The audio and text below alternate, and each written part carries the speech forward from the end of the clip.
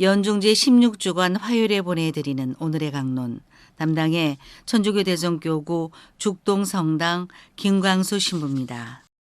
오늘 복음은 마태복음 12장 46절에서 50절까지의 말씀입니다. 그때 예수님께서 군중에게 말씀하고 계시는데 그분의 어머니와 형제들이 그분과 이야기하려고 밖에 서 있었다. 그래서 어떤 이가 예수님께 보십시오, 스승님의 어머님과 형제들이 스승님과 이야기하려고 밖에 서 계십니다 하고 말하였다. 그러자 예수님께서 당신께 말한 사람에게 누가 내 어머니고 누가 내 형제들이냐 하고 반문하셨다. 그리고 당신의 제자들을 가르치시며 이르셨다. 이들이 내 어머니고 내 형제들이다. 하늘에 계신 내 아버지의 뜻을 실행하는 사람이 내 형제요, 누이요, 어머니다. 대전 가톨릭 평화방송 애청자 여러분 안녕하십니까? 오늘은 연중 16주간 화요일입니다. 오늘 복음에서 예수님께서는 당신의 영적 가족을 구체적으로 이렇게 선언하십니다. 이들이 내 어머니이고 내 형제들이다. 하늘에 계신 내 아버지의 뜻을 실행하는 사람이 내 형제요, 누이요, 어머니이다. 이 말씀은 예수님께서 그들이 당신의 어머니와 형제들이 아니라는 것을 밝히기 위한 것이 아니라 당신에게는 내 아버지의 뜻을 실행하는 사람들이라는 새로운 가족을 밝히십니다. 이는 마치 12살 되던 해에 잃어버린 아들을 성전에서 찾았을 때 왜 저를 찾으셨습니까? 저는 제 아버지의 집에 있어야 하는 줄을 모르셨습니까? 라고 하셨듯이 하나님을 자신의 아버지로 밝히시는 당신 자신의 신원에 대한 선언입니다. 동시에 우리를 당신의 신적 가족으로 초대하는 것입니다. 또한 이는 주님의 기도의 전반부인 첫째와 셋째 청원에 대한 내용이기도 하고 당신께서 겟세마니에서 바친 기도이기도 합니다. 그렇다면 여기에서 당신의 가족을 이루는 하늘에 계신 내 아버지의 뜻을 실행하는 사람이라고 불린 이들은 누구를 향한 것인지 묵상해 보아야 합니다.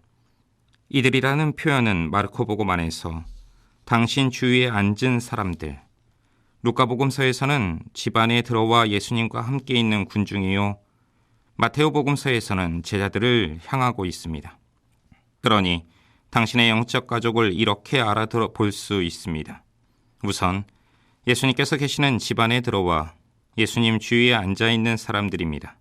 곧 예수님과 함께 있고 예수님 안에 있는 이들입니다. 이는 서로 피를 같이 한 혈육이라 할지라도 당신 안에 머무르지 않는다면 당신의 새로운 가족이 될 수 없으나 비록 이방인이라 할지라도 당신 안에 머무르면 한 가족이 된다는 말씀입니다. 곧 그들은 예수님과 함께 있는 이들입니다.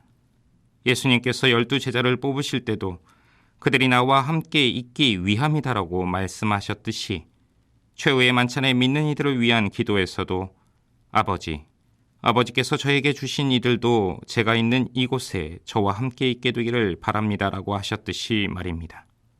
다시 말하면 그들은 힘들고 고통스러워도 함께 있는 이들입니다.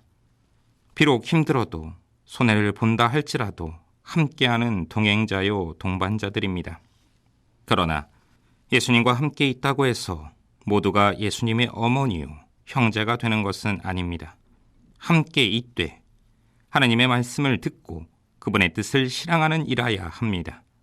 결국 그들은 자신이나 다른 누구의 말이 아닌 하느님의 말씀을 듣는 이들입니다. 사실 성당에 와 있다고 해서 모두가 하느님의 말씀을 듣는 이가 아닌 듯이 말입니다. 그러니 늘 말씀을 향하여 있고 말씀 아래에 있고 말씀을 듣고 그분의 뜻을 실행하는 일하야 진정 예수님의 영적인 가족이 될 수 있는 것입니다. 곧 자신이 주인이 되어 자신의 뜻을 성취하는 이가 아니라 예수님과 함께 하늘에 계신 아버지의 뜻을 실행하는 이들이 바로 그 사람들인 것입니다. 그리고 이는 산상설교의 마지막 결론 말씀에 해당합니다.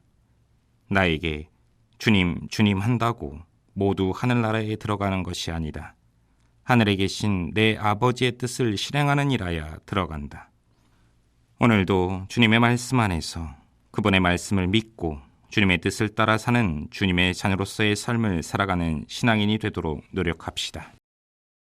오늘의 강론, 지금까지 담당의 천주교 대전교구 죽동성당 김광수 신부였습니다. 내일도 김광수 신부의 강론이 계속됩니다.